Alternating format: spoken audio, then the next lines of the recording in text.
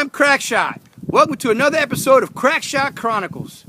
Today's episode, range review on my newly acquired RUGER SP101. This gun is chambered in .357 Magnum. It can also fire .38 specials. It is a 5-shot stainless steel double action only revolver.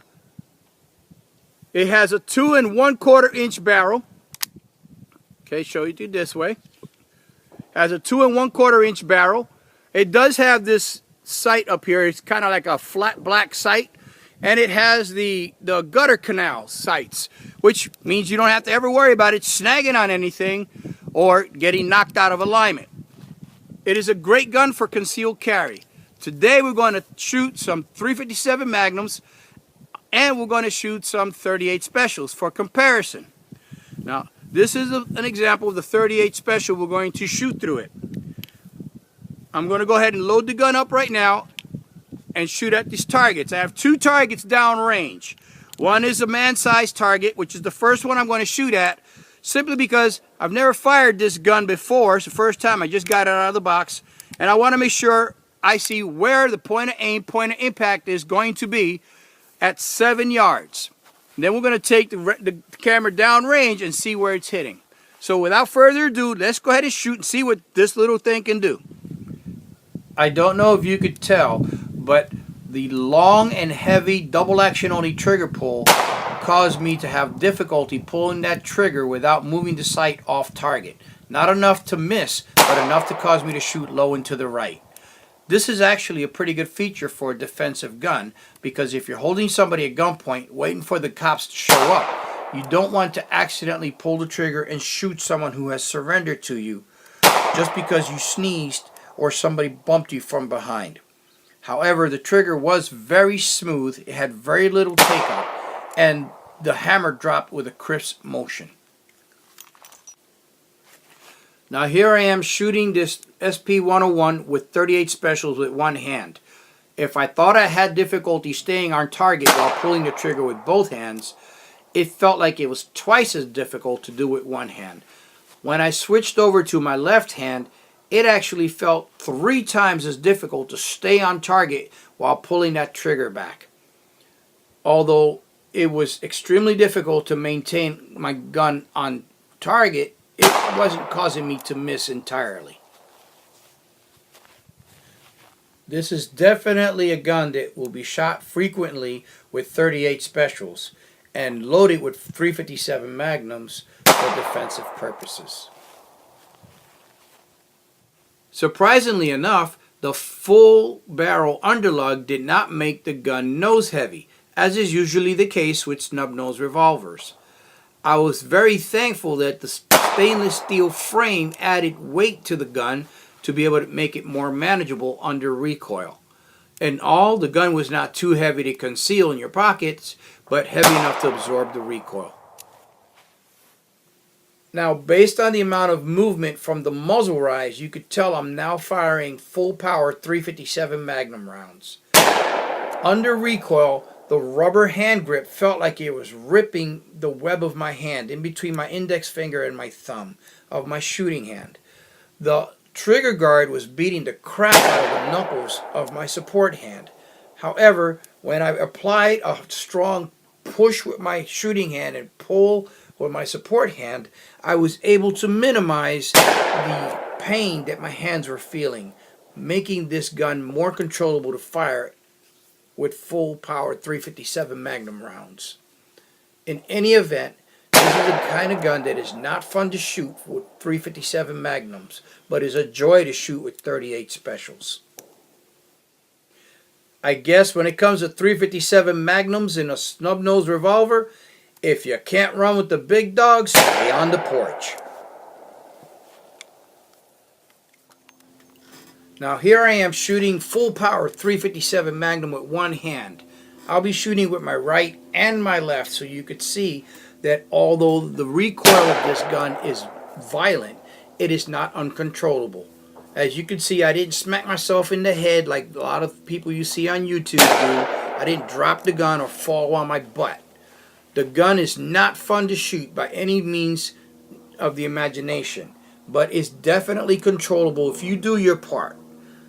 This gun does feel to me like it recoils more violently than my 44 Magnum Taurus tracker, and that has a 2 3/4 inch barrel.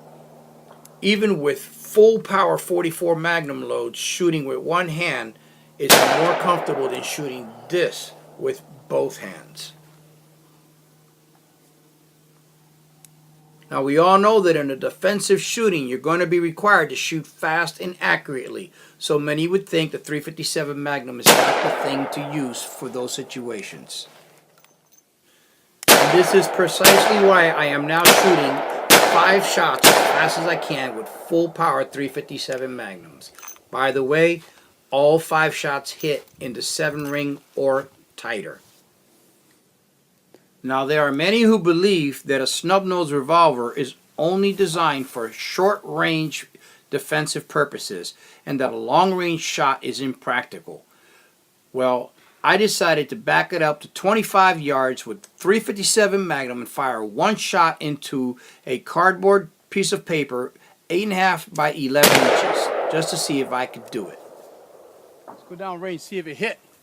You pulled left. Huh? You did. You hit. Let's take it down there so they could see. You hit. You pulled left, but you hit. I hit the paper? You hit the target, not the paper we just hung. I'm looking at the target, the little piece of paper.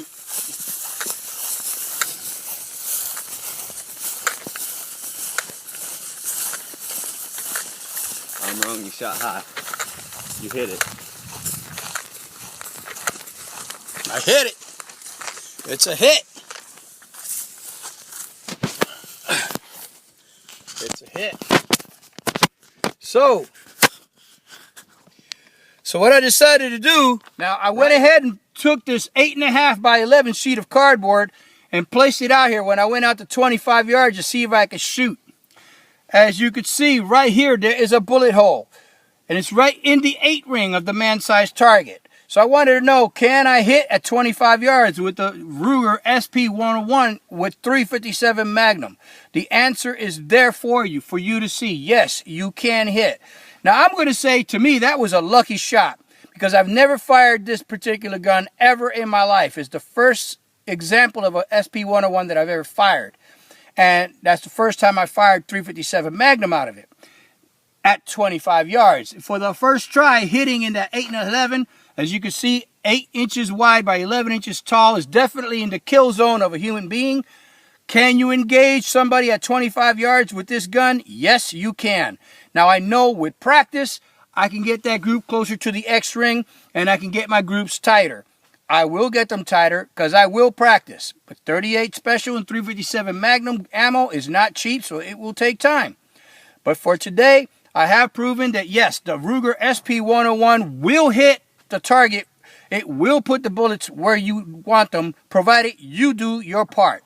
And with the hammerless, with the spurless hammer, it's a snag-free gun that will not give you any problems getting it out of the holster or out of a pocket. Extremely concealable.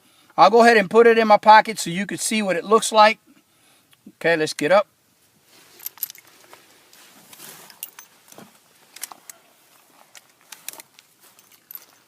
All right, I'm going to go ahead and stick this in my pocket. As you can see, it practically disappears. You can barely tell I have a gun on me. With all the other junk I have in my pocket, it just blends in naturally.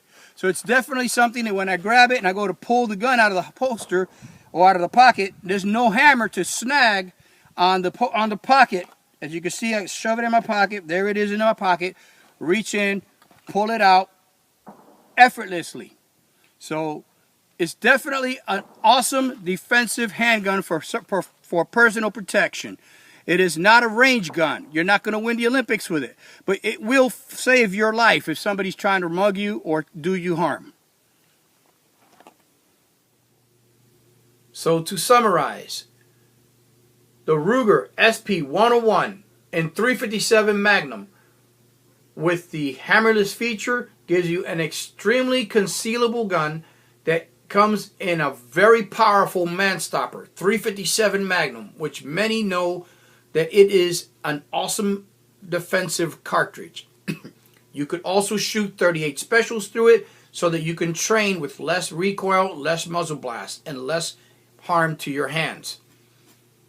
Stoking it with full power 357 Magnum loads will make it more violent to shoot, but remember, it's going to be worse for the guy you're shooting.